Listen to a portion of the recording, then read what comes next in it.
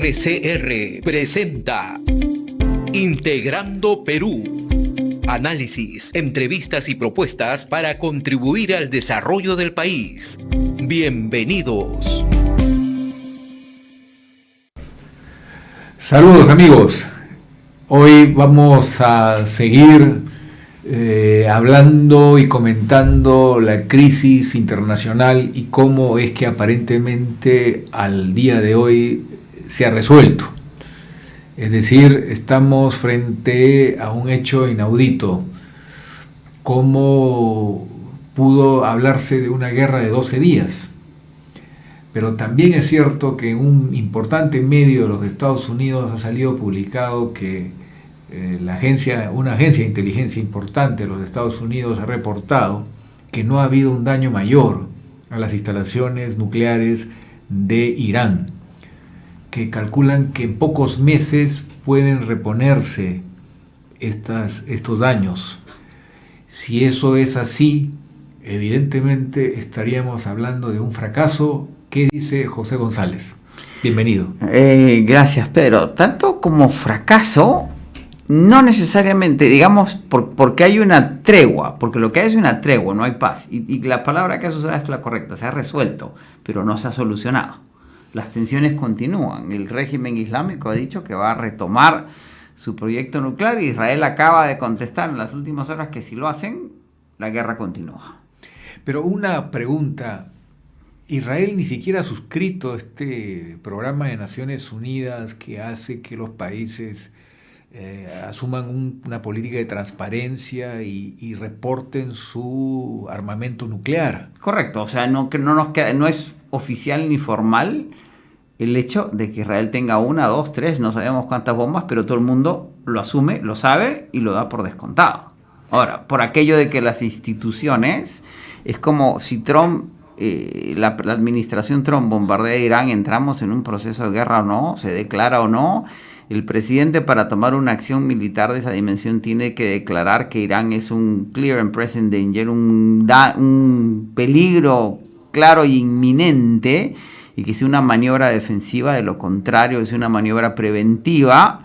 Y sin embargo, lo único que determina si eso es una falta o no es el Congreso, que tampoco va a declarar la falta. ¿Me dejo entender? Pero ya ha habido un pedido del sector de los demócratas, sí, queriendo iniciar un impeachment, que es un juicio político al presidente por el hecho de haber tomado una decisión de un ataque que es una acción de guerra. Correcto. Y que implica un gasto importante en el presupuesto de defensa de los Estados Unidos y sin consultar, sin llegar a la luz verde del Congreso de la República, que es la regla constitucional. Correcto. Pero yo quería citar al embajador ruso, que el día de hoy llamó la atención de la presencia del embajador de Israel, diciendo de que es un poquito incoherente desde el punto de vista ético que se reclame a Irán una serie de obligaciones y Israel no reporta nada. Sí, claro, pero digamos que en el amor y en la guerra todo vale, y esto es un tema político, ¿no? Y el gesto de los demócratas en términos de demandar políticamente por las acciones del gobierno de la administración Trump es un gesto porque no hay mayoría política para declarar el juicio político contra el presidente. Cuando tuvieron mayoría en la primera administración Trump e iniciaron 2 juicios políticos, los perdieron, ¿sí? Porque no había es una decisión de costo-beneficio. ¿Cuánto nos cuesta juzgar políticamente al presidente vis a vis el costo? Y esta es una maniobra que, si bien tiene detractores dentro de la propia MAGA, recordemos que el movimiento America First, la doctrina de la administración Trump, es América aislada. Es una América que no participa en aventuras militares fuera de los Estados Unidos. Y el track record político de Trump fue que él no empezó ninguna guerra, ignorando que las guerras de Obama eran realmente las guerras de Bush. ¿Sí? Son unas guerras que heredó, que no supo solucionar y que Biden termina solucionando de una manera bastante desordenada, pero que tampoco soluciona la primera administración de Trump. Y en la medida que no hay una voluntad política, y siempre ha habido un estándar doble en términos diplomáticos y políticos con Israel, pues esa es la dinámica de Medio Oriente. Lo cierto es que Israel, que por 30 años quiso intervenir militarmente en Irán y nunca lo hizo, lo hace. Y los Estados Unidos, contra todo pronóstico, utiliza estas bombas de 35.000 libras, que solo las tiene los Estados Unidos, en una maniobra en donde se movilizan 125 aviones, 7 aviones bombarderos B-2, contra todo pronóstico. Las instalaciones pueden haber sido dañadas, pero no obliterated, dice el presidente, totalmente destruidas. La agencia de inteligencia se filtra en el New York Times, además cómo se filtra, lo cual genera una rabia del presidente que estaba en la OTAN, en donde los países de la OTAN deciden incrementar el gasto militar de entre 0 y 2% a 5%, pero te termino y volvemos en el punto en que habría que hacer un assessment real de cuánto daño realmente se ha creado a esas instalaciones. Esas bombas, si se quedaron en la superficie, pues no hicieron daño, pero estructuralmente es difícil creer que esas instalaciones sean realmente utilizables. Después del efecto 16 bombas en las estructuras de hormigón que deben proteger tales depósitos. Pero digamos, ¿y qué sucede? Esta es una guerra que no le conviene ni a Irán, ni a Israel, ni a los Estados Unidos. De ahí que el presidente Trump fuerza una solución, una tregua, y además, curiosamente, si consultara a sus analistas, a sus vicesecretarios, e incluso ni siquiera a sus secretarios. Por eso es una cosa que se considera precaria. Y en la medida que ambos líderes, el ayatollah en Irán y Netanyahu en Israel, tienen una suerte de discrecionalidad muy grande, pues que el conflicto se puede reactivar en cualquier momento. Más aún, llama la atención dos versiones tan diferentes. El presidente de los Estados Unidos, que sostiene que ha prácticamente destruido las 3 instalaciones nucleares, la más importante, donde supuestamente estaba el avance mayor, y la propia agencia de inteligencia de los Estados Unidos, que dice que sí ha habido un daño, pero que este daño no ha sido tan significativo y que en pocos meses se puede recuperar la capacidad operativa de estas centrales nucleares. Esto a mí me llama muchísimo la atención, porque estamos hablando de la primera potencia militar del mundo. Pero el presidente Trump, acuérdate, es famoso. Recordemos en su primer día en la oficina, en su primer gobierno, cuando dijo que las masas en su inauguración habían sido las más altas en la historia, cuando todas las fotografías se mostraban lo contrario. El presidente Trump, Donald Trump, es un marquetero, uber marquetero. Tiene una capacidad para manipular los medios y el tempo de la cobertura política inigualable. Y no tiene sangre en la cara cuando se trata de distorsionar la verdad o mentir. Los especialistas más reputados están hablando de un empate en tiempo presente. Lo que guarda relación con lo que acabas de decir, es decir, una tregua. Pero también sostienen que en el largo plazo se puede decir que es Irán el que ha salido victorioso, porque no se ha logrado en verdad eliminar su capacidad de alcanzar la posibilidad de fabricar armas nucleares. Ahora, ahí cabe una reflexión. Corea del Norte, que es un país que puede ser una amenaza tan grave como lo es Irán, y lo ha hecho constantemente, porque a diferencia de Irán, que no ha atacado a ningún país, Corea del Norte ha lanzado continuamente misiles hacia Japón. Entonces estamos hablando de una situación más amenazante.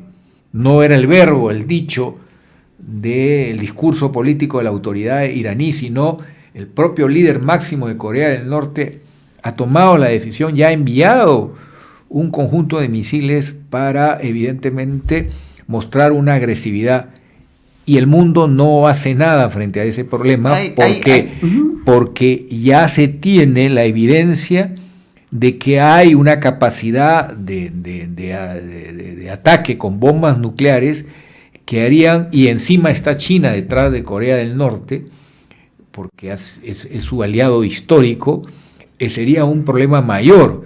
Entonces, en realidad, el tema en discusión aquí es que no se quiere que alcance Irán esta capacidad de tener armas nucleares, pero por otro lado se tiene que reconocer el derecho a usar para fines pacíficos la energía nuclear.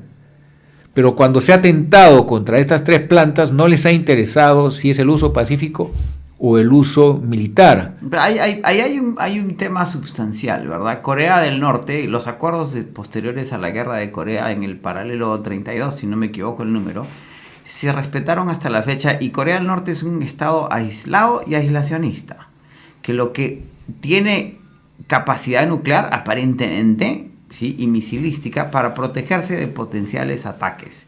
Y nadie pretende atacar a Corea del Norte, y además está sujeta y administrada por China.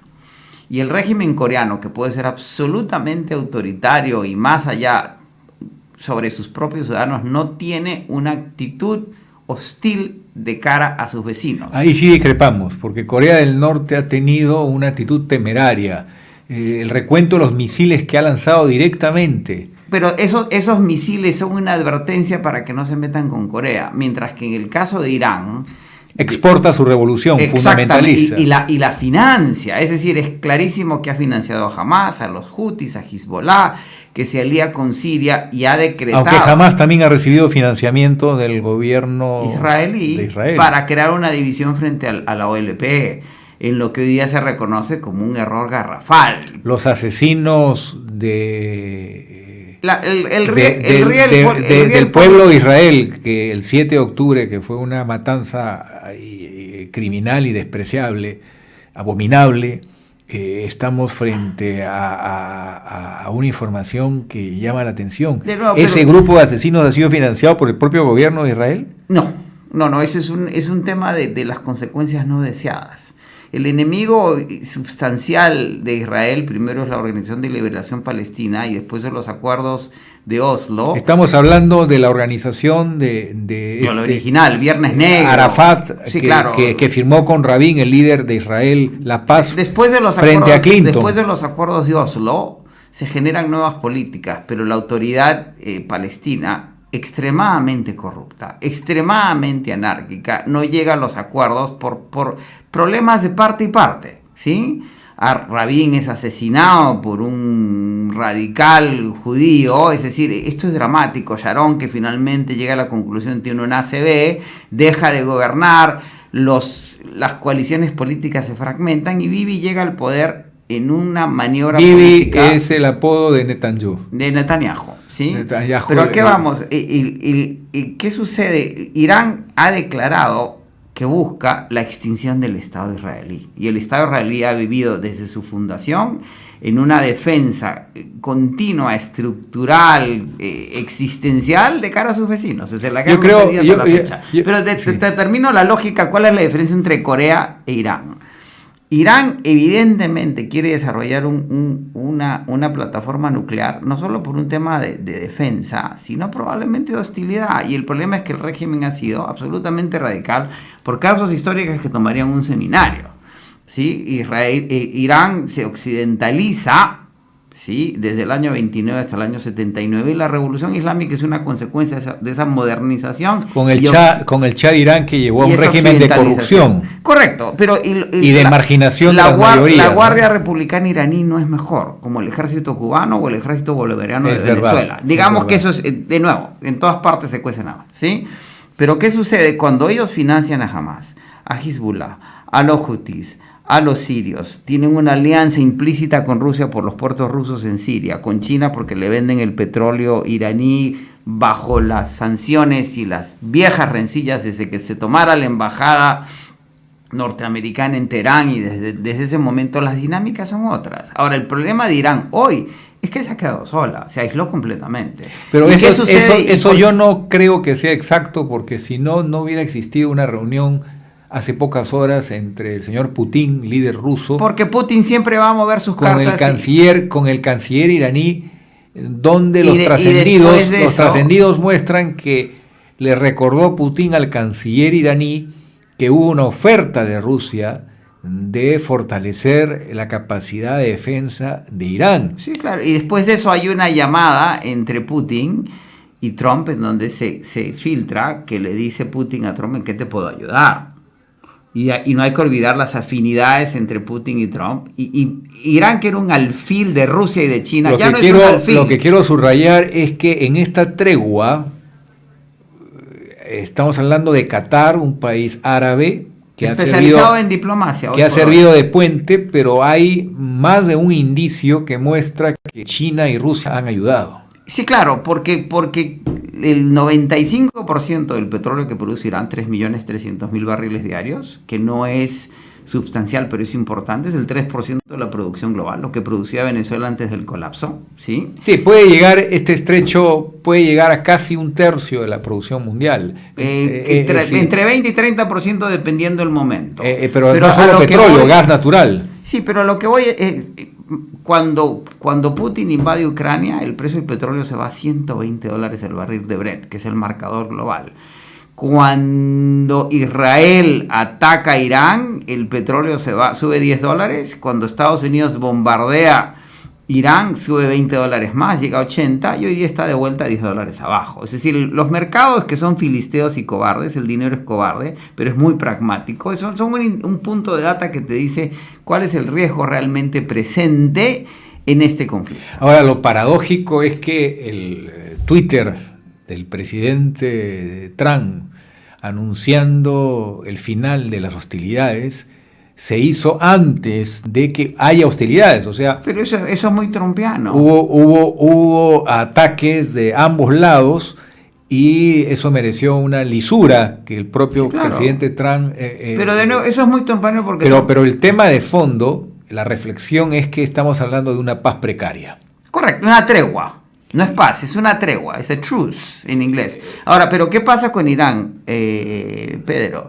Cuando Hamas ataca a Irán, ¿qué es lo que pretendía Hamas? Hamas había dejado de tener el apoyo que tenía de Irán como Hezbollah. Cuando ellos atacan los kibbutz en la zona de Israel, pretenden que Hezbollah e Irán ataquen a Israel, se genere una sexta intifada y caiga Irán. Falla y ni Irán ni Hezbollah reaccionan a los ataques de Hamas porque es un rogue decision. Son forajidos, toman una decisión por su cuenta para precipitar dinámicas que no se precipitan. Israel, que estaba abocada a acabar con Hezbollah, lo que demuestran 12 meses después de los ataques de Hamas con los VIPAX explosionan, una operación que tomó 5 años en ser desarrollada porque el enemigo era Hezbollah, no Hamas, porque pensaban que Hamas estaba bajo control. Empieza la guerra. Se llama Israel en guerra, porque el Parlamento israelí le declara la guerra a Hamas, y eso es una guerra que... Pero me vas a decir que inteligencia de Israel no supo que distrajeron, esas cosas pasan, la gente se distrae. Septiembre 11 fue una distracción de los servicios de inteligencia norteamericanos, y todas las teorías de conspiración, como que Roosevelt quería que bombardearan Pearl Harbor para ganar la guerra, no tiene sentido.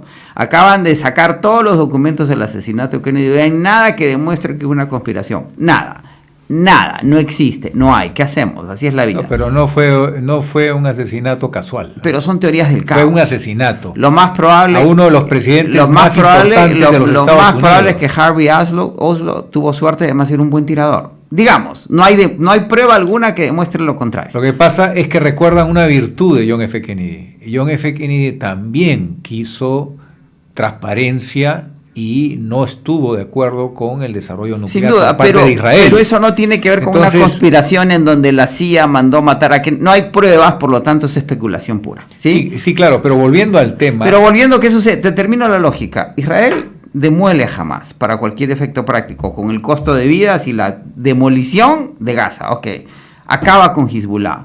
Cae Hezbollah. No ha acabado Hezbollah. Bueno, eso es la acaba operativamente. Ya no ha sido severamente afectado en su capacidad logística, pero sigue vigente. La acaba como existía hasta ese momento. Ya Hezbollah no es una fuerza que amenace a Irán, a Israel como lo hizo hasta que hay una nueva invasión del Líbano.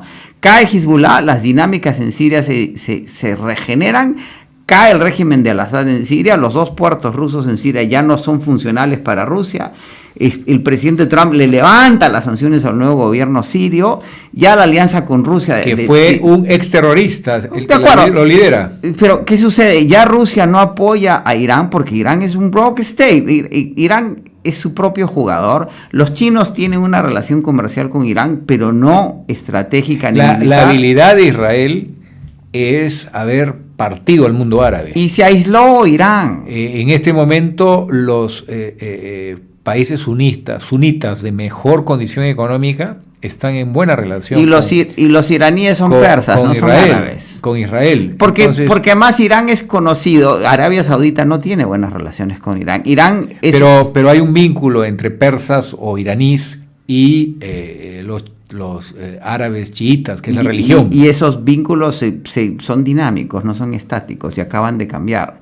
Y el mapa en el Medio Oriente acaba de cambiar de nuevo. Los acuerdos de Abraham estaban a punto de incluir a Arabia Saudita y vino el ataque a Hamás. De hecho, Hamás ataca a Israel para evitar que se consoliden los acuerdos de Abraham con Arabia Saudita.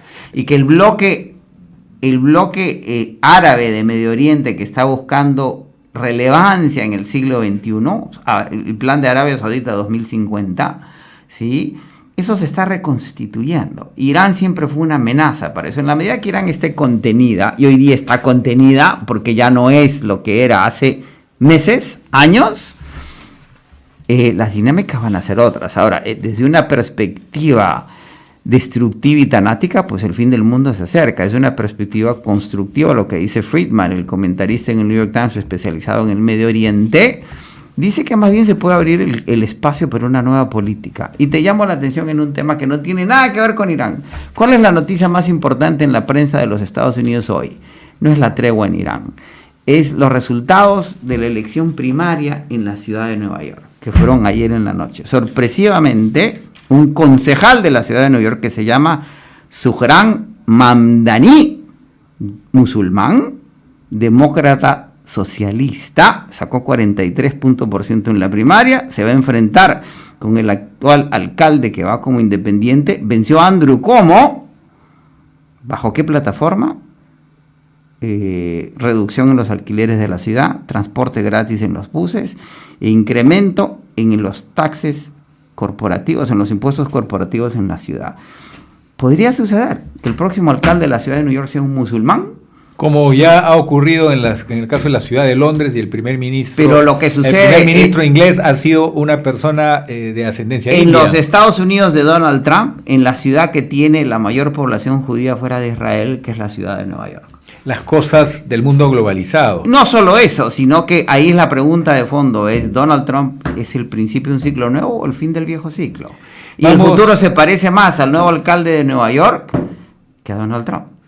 Vamos a hacer un breve corte y después vamos a hablar sobre lo que va a pasar con países como el nuestro frente a este escenario tan precario, y también vamos a hablar un poquito de Gaza, que al decir de la escritora colombiana Laura Restrepo, Gaza es el fin de la civilización occidental, ya que ésta ya no puede hablar de valores frente a niños, mujeres y hombres corriendo desesperadamente para recibir una bolsa de alimentos y terminar muertos en el camino. Bueno, unos segundos y volvemos.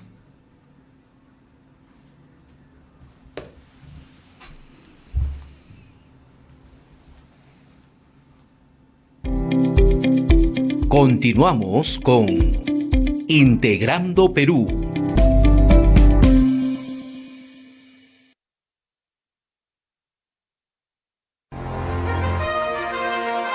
RCR, Red de Comunicación Regional, la red que comunica y une al Perú. Integramos y damos voz a las comunidades más alejadas del Perú. Más de 40 emisoras de radio, 30 estaciones de televisión y nuestras redes sociales se unen a diario con la señal de RCR. Integramos a más de 400 localidades en costa, sierra y selva. RCR, Red de Comunicación Regional, la red que comunica y une al Perú.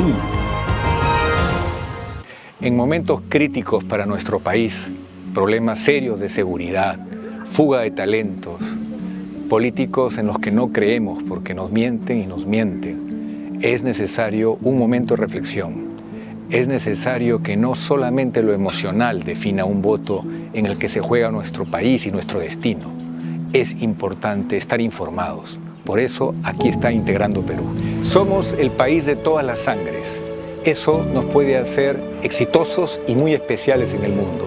Ya lo hemos visto con la gastronomía, pero hay que hacerlo en todo, en el deporte, en la manera de transformar las estructuras del país para que haya oportunidad para todos. Tenemos que aceptarnos que en la mistura del Perú está su futuro.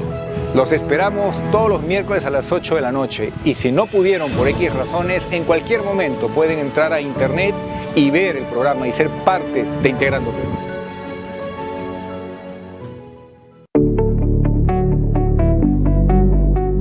Hola, les saluda Fran Portugal para invitarlos a nuestro programa Perú 2030 por RCR, la red que comunica y une al Perú, todos los sábados a las 11 de la mañana. En este programa discutimos los problemas del país con nuestros invitados especiales y además planteamos las posibles soluciones en el marco de los 17 Objetivos de Desarrollo Sostenible de la Agenda 2030. Los esperamos a las 11 de la mañana. No se lo pierdan.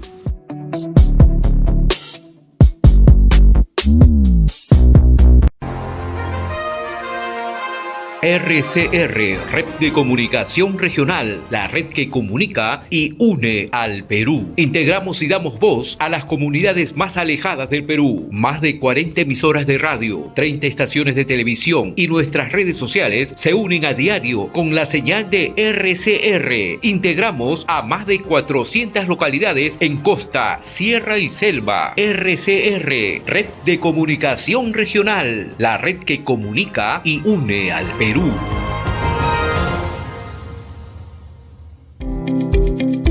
Continuamos con Integrando Perú. El Papa peruano, norteamericano, y el Papa argentino, han expresado su sincera preocupación por el problema humano que hay en Gaza.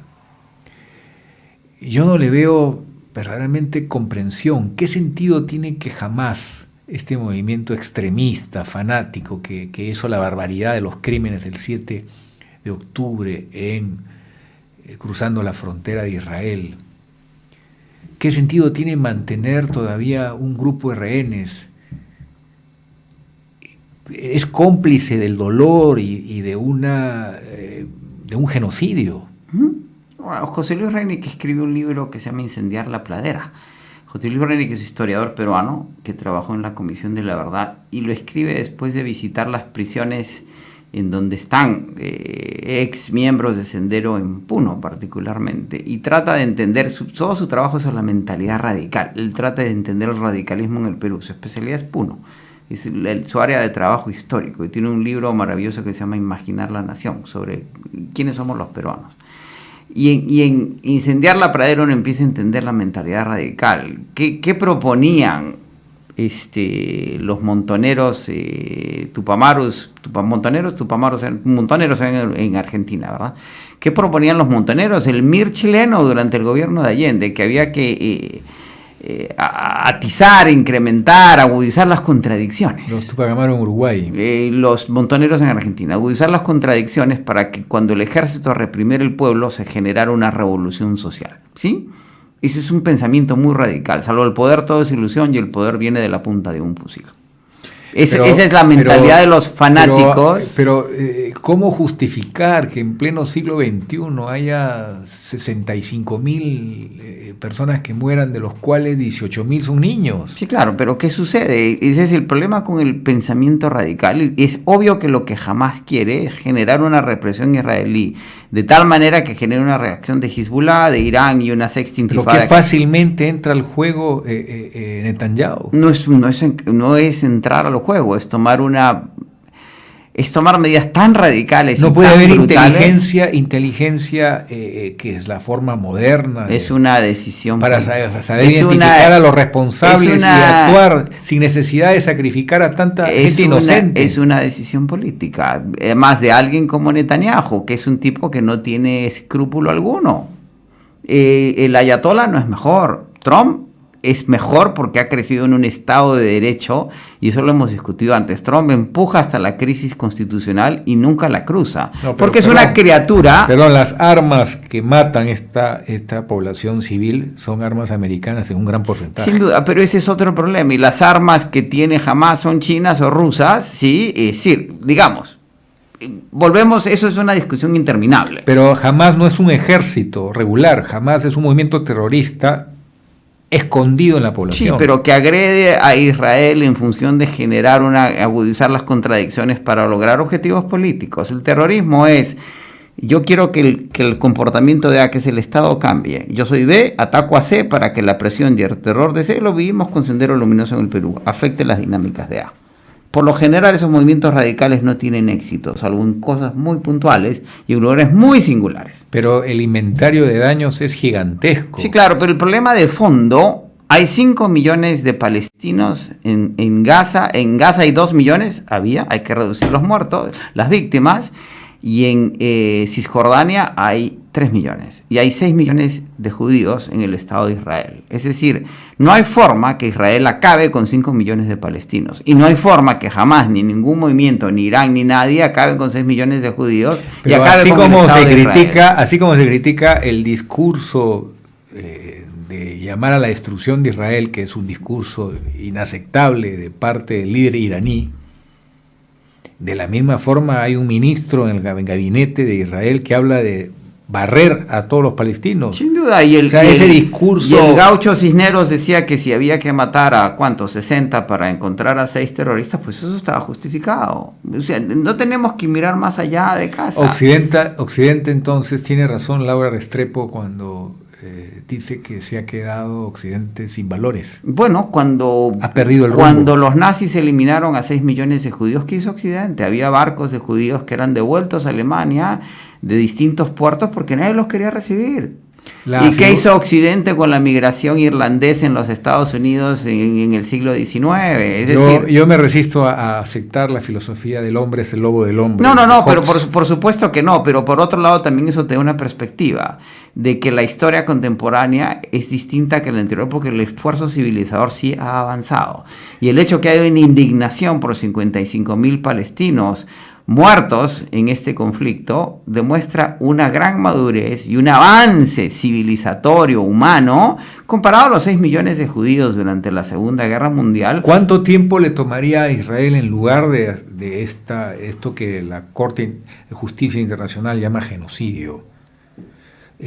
Trabajar hábilmente la inteligencia y dar con los terroristas, capturarlos y castigarlos severamente. Netanyahu y sus radicales no piensan así. Y Netanyahu y sus radicales están a cargo del gobierno. Y Netanyahu y sus radicales han tomado esa decisión. Y tendrán que pagar las cuentas por haberlo hecho. En un momento dado en que el Estado de Israel y la gente en Israel pues cayó en esa trampa. De la misma forma, ¿sí?, que la administración Trump, que es consecuencia de un exceso de liberalismo, de una ignorancia, de una base de hombres blancos sin educación que quieren retribución, y de un sector de latinos en los Estados Unidos que votan por Trump y terminan siendo víctimas de sus políticas de deportación con todos los excesos que eso implica. Pero algo que me llama mucho la atención es que es mucho más dura la crítica interna de judíos, por supuesto, que ven que esto daña principios esenciales de su propia porque religión. Porque además el Estado de Israel es líderes políticos de Occidente. El Estado de Israel es un Estado democrático. Yo leo los medios rusos y los medios iraníes. Es interesante leer lo que el otro escribe y lo que el otro comunica. Y cuando uno lee a la prensa israelí y ve los videos de Israel de los misiles iraníes cayendo en Israel y lee la versión de Irán y no ve los misiles cayendo en Irán, uno entiende la diferencia entre lo uno y lo otro. Porque si yo tengo un teléfono con una cámara y hago una toma de un misil israelí cayendo en Irán, por más daño que eso cause y no sea administrado por el régimen islámico, pues no se puede publicar, me pueden colgar de una grúa en las calles de Teherán. Esa es la diferencia entre uno y otro Estado, sin justificar lo que hace Bibi Netanyahu. Hablemos del Perú. Sirvió esta guerra de los 12 días para reflexionar sobre el problema de la ausencia de un plan de contingencia. Correcto. que nos prepare para escenarios críticos. Correcto. Esta tregua, estamos de acuerdo, no nos da garantías de una paz prolongada. Correcto. Todo hace pensar que este conflicto puede volver en cualquier momento. Es así. Entonces Perú tiene que hacer un esfuerzo mayor en reducir la dependencia de la importación de crudo. Consumimos 270.000 barriles diarios, de los cuales solo producimos 40.000. Tenemos una gran oportunidad entre el gas natural, que no hemos aprovechado fuera de Lima e Ica. O sea, la mayor parte de ciudades del Perú no tienen un avance significativo en la utilización de este combustible más limpio, más barato, y que no depende tanto del mercado internacional, y tampoco hemos avanzado en el tema de las energías renovables, donde tenemos 8%, 9%, y deberíamos tener por lo menos 20% para aplacar lo que significa generar con diésel, y ya la curva de la oferta y la demanda en el mercado eléctrico se han cruzado. Y no solo eso, sino que esta crisis, Pedro, y tú lo sabes mejor que yo, subraya el valor estratégico de Petroperú en esta circunstancia, independientemente de su problema financiero. Ya no tanto, porque el valor estratégico de Petroperú originalmente lo reconozco hasta el año 93, 94, 95, en que vendió o remató por orden del gobierno de entonces, para salvar al Estado peruano, las joyas más valiosas, los activos más valiosos. Correcto. De Petroperú. El Petroperú al que se le obligó a hacer la nueva refinería era muy reducido, y a todas luces, por la magnitud de la deuda, de la magnitud de la inversión, el Estado debía asumir esa cuantía. Pero ese problema está haciendo que Petroperú hoy esté en cuidados intensivos. Claro, pero ese Petroperú, que de nuevo, ya lo conversamos la vez pasada, la leche, de nada vale llorar sobre la leche derramada, es un ejercicio inútil, es un despropósito absoluto. Es que un país sin memoria también es un país sin rumbo. Pero la memoria es como para la sabiduría, decía Peter Bell, son las lágrimas de la experiencia. Entonces, pero no te puedes quedar llorando porque la leche se derramó.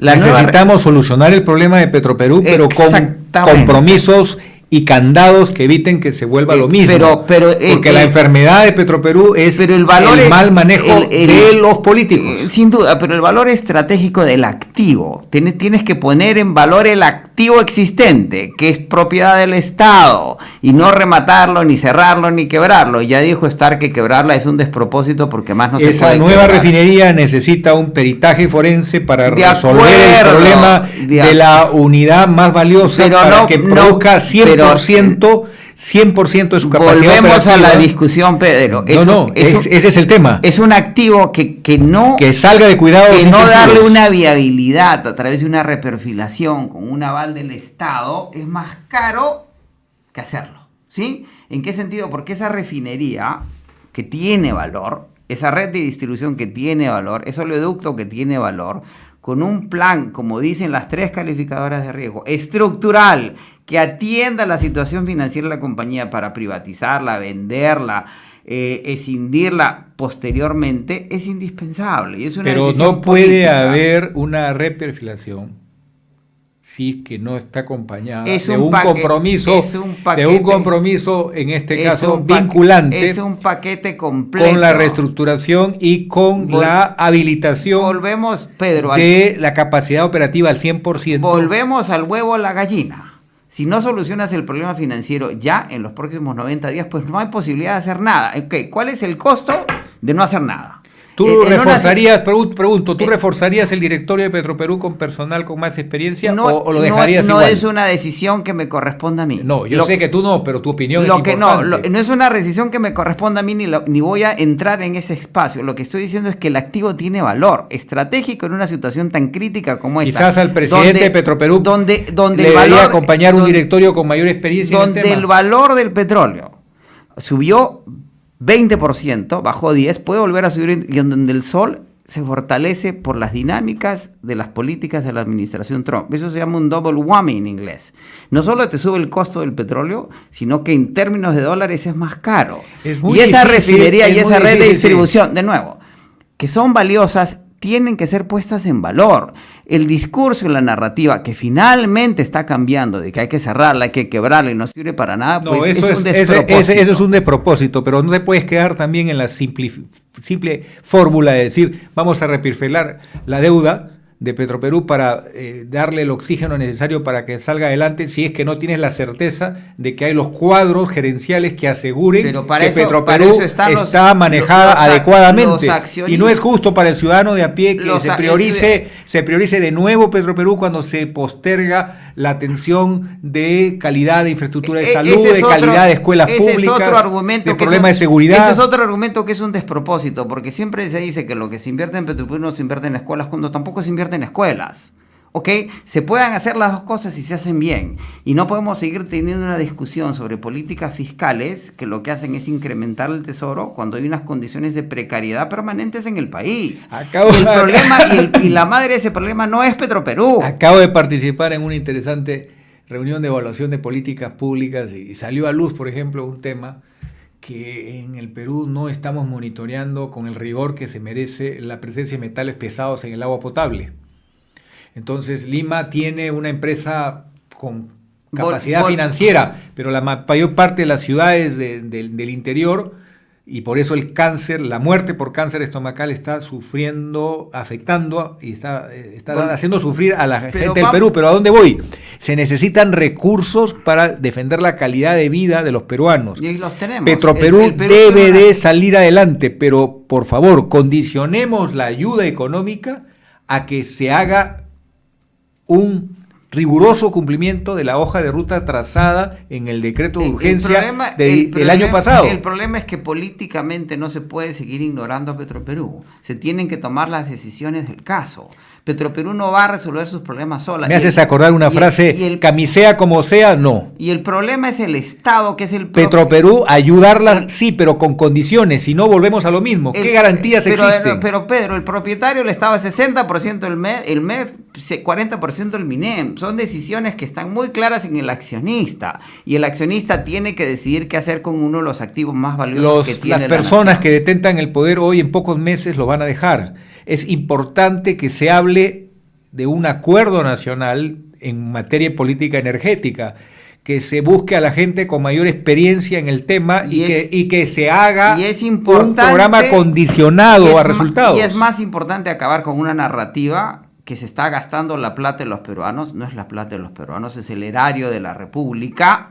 A mí no me descuentan dinero en mi cuenta para dársela a Petroperú, como no me va a pagar dividendos de Petroperú cuando Petroperú sea rentable. Yo no quisiera entrar en esa discusión porque si se maneja mal Petroperú, un punto del PBI puede ser afectado. Pero no simplifiquemos... Es mucho dinero. No simplifiquemos el problema, tampoco. O sea, Petroperú no se puede cerrar, no se puede quebrar, no se puede ignorar. En eso estamos de acuerdo, pero tiene que ser mejorado en su gerencia. Pero no tratemos un problema complejo con soluciones simples y con narrativas maniqueas. Tiene que tener socios estratégicos, tiene que tener seguros que le eviten que se vuelva a exponer al riesgo de un manejo político. Lo ha reconocido el propio Oliver Stark. Un manejo político que haría daño al país, porque en eso sí te doy la razón. Un Petroperú enfermo es un problema para el Perú. Obvio, de nuevo, y lo dicen las calificadoras, atiendan el problema estructural, lo dice la OECD. Pero hagámoslo bien, pues. Sí, claro, pero dejen la narrativa simplista, absurda, el despropósito, el sinsentido de que una crisis energética como la vamos a tener es cuestión de tiempo, ¿sí? No protejamos el valor, el activo más importante que tenemos en términos energéticos en el Perú. Pasemos al tema minero. Expertos señalan que estamos en un excelente nivel de precios, oro, cobre, que son precios mejores que los que tuvo la gestión del Perú del 2003 al 2013, donde tuvimos la capacidad de doblar los ingresos nacionales, el presupuesto de la República, tener un ciclo expansivo extraordinariamente bueno. Resulta que estamos hoy en condiciones mejores y no tenemos el crecimiento que corresponde, no tenemos el apogeo que corresponde. ¿Por qué? Y antes de pasar al tema, y en el caso de Petroperú, para terminar, cambiemos ya. Los indicadores sí están mejorando la empresa. Es importante subrayarlo. Pequeños indicadores, sí, pero esos pequeños indicadores no son gravitantes, si no se va al problema de fondo. Pero se está gerenciando la compañía adecuadamente, eso tampoco se puede ignorar. Y los indicadores son muy claros, ¿sí? Allí tendríamos que hablar largo. Sin duda, pero los indicadores hablan por sí mismos, ¿sí? Pero vamos al tema minero. Te hice una pregunta.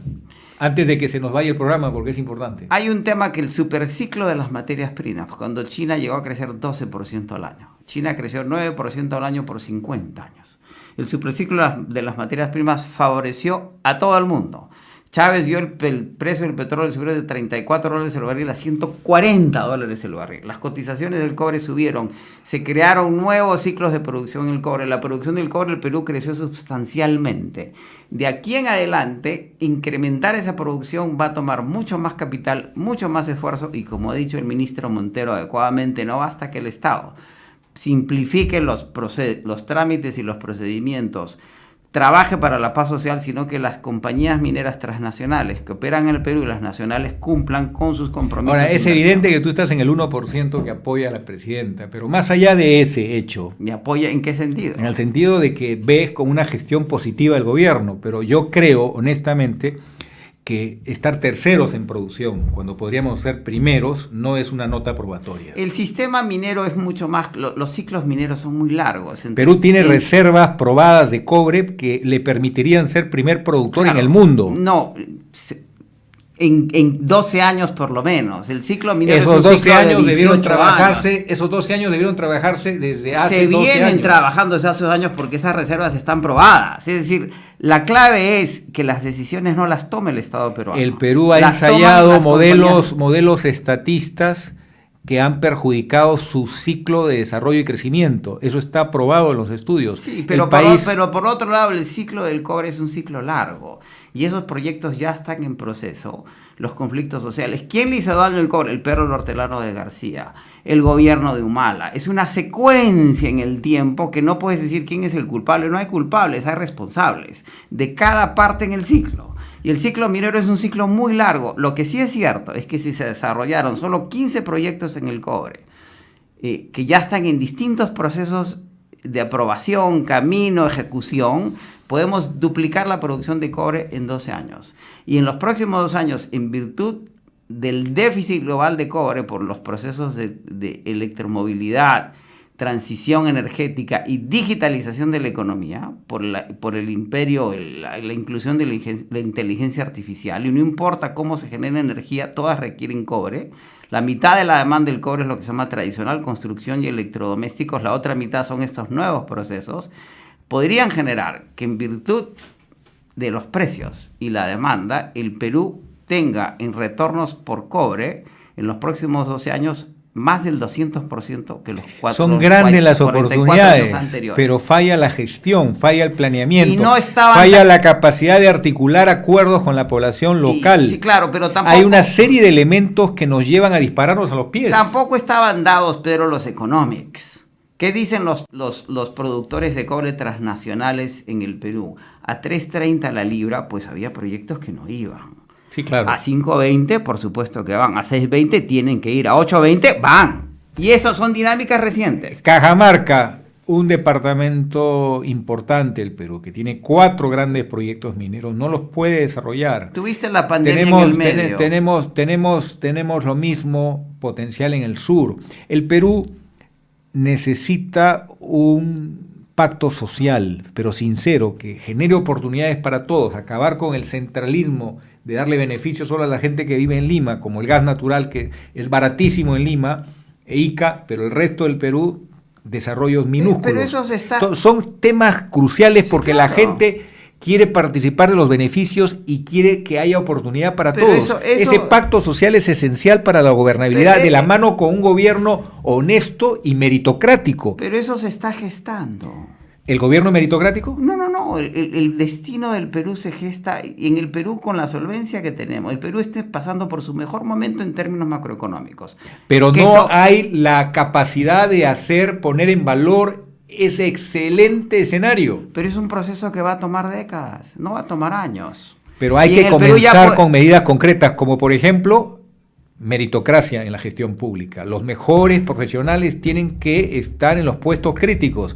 Necesitamos aprovechar las oportunidades. Otros países hacen mejor trabajo con menores recursos que el Perú. ¿O no?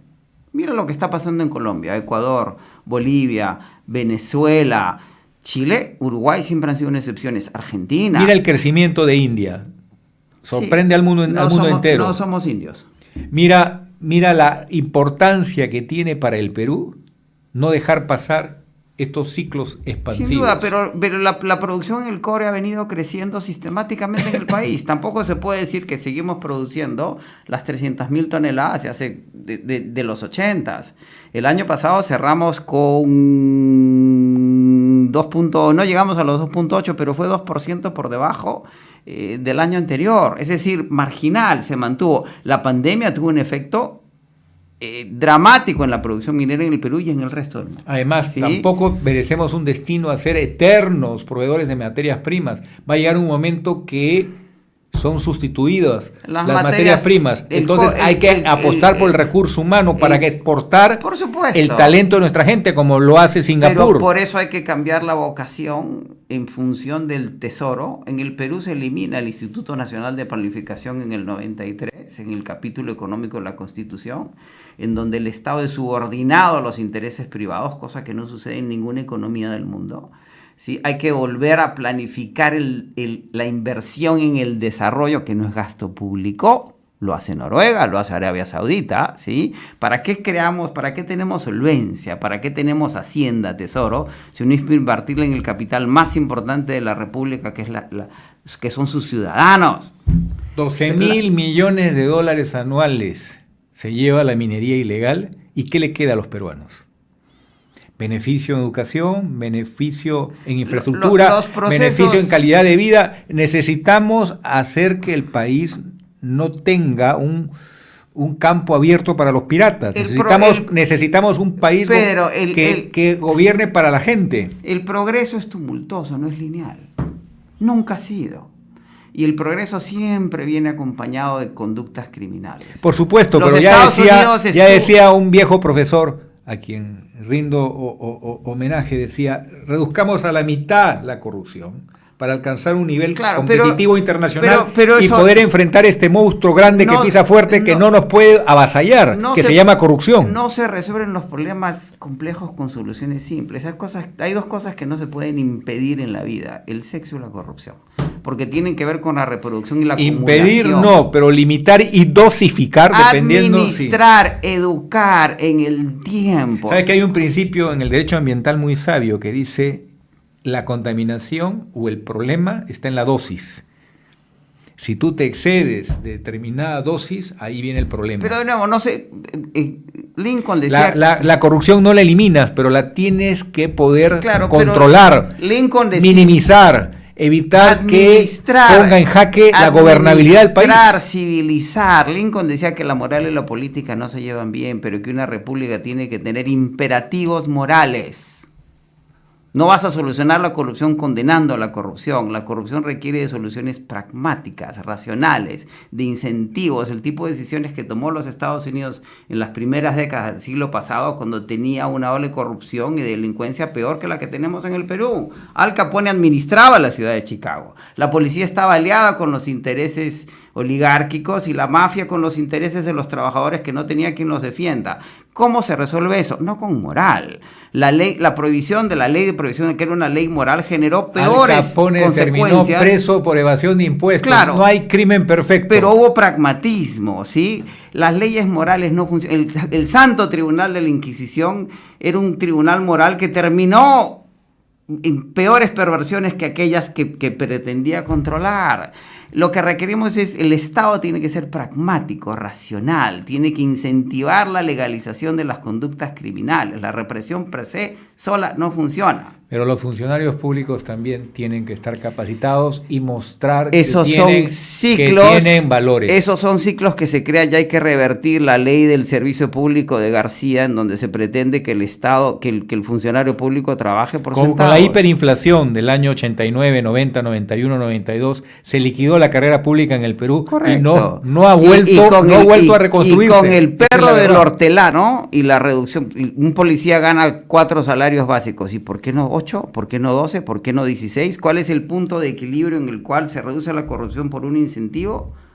y el hecho de que como un policía en los Estados Unidos gane muy bien y tenga grandes beneficios para que su servicio público sea el adecuado, dejemos de pichirrear a nuestros funcionarios públicos. Que detrás de un funcionario corrupto hay un empresario corrupto. Correcto, eso también es así. Pero por otro lado, si no tratas bien a la carrera pública y no la reditúas adecuadamente, ¿qué esperas? Empecemos con el maestro. El maestro necesita ser mejor tratado y ser alguien con vocación. Y también el policía. No puedes pagar favores políticos poniendo a gente que no tiene vocación docente en una tarea tan importante como la de ser maestro. Y también el burócrata. Yo acabo de renovar mi DNI, me lo renovaron en 3 días, mi pasaporte en 1 hora. Hay instituciones que funcionan y que son burocráticas.